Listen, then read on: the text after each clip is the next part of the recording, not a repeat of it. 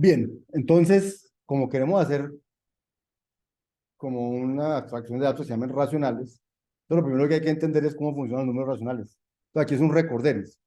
Recuerden que los números racionales se construyen como P sobre Q, donde P es un entero y Q es un entero.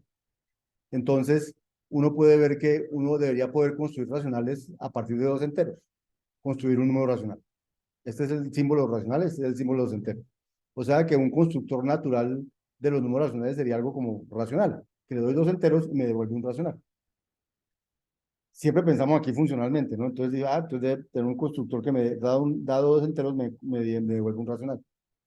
Y debo poder jugar con los números racionales. Debo poder, por ejemplo, averiguarme cuál es el numerador de un número racional o averiguarme cuál es el denominador de un número racional, porque eso es natural cuando uno habla de racional.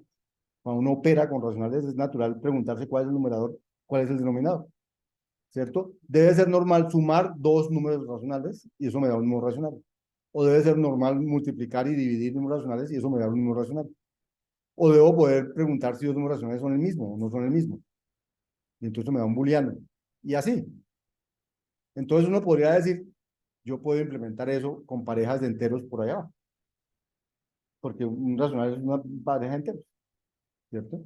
Entonces uno tiene un nivel alto, ¿qué puedo hacer con los racionales? Y un nivel bajo por ahí implementado, ¿cómo implemento los racionales?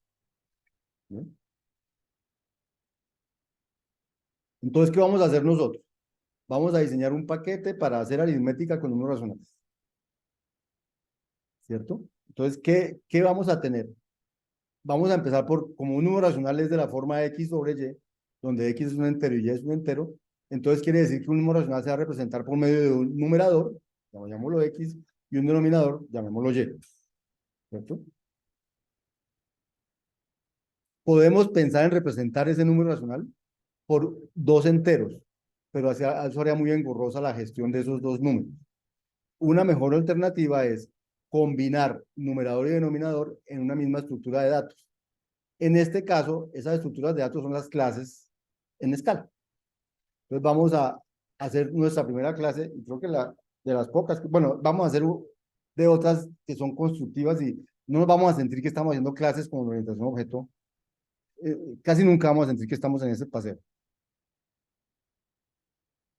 Entonces, con este ejemplo vamos a mostrar todo esto que hay aquí, cómo construir las abstracciones de datos desde cero, cómo construir las abstracciones de datos incrementalmente y al final terminaremos diciendo cómo están construidas las clases en escala.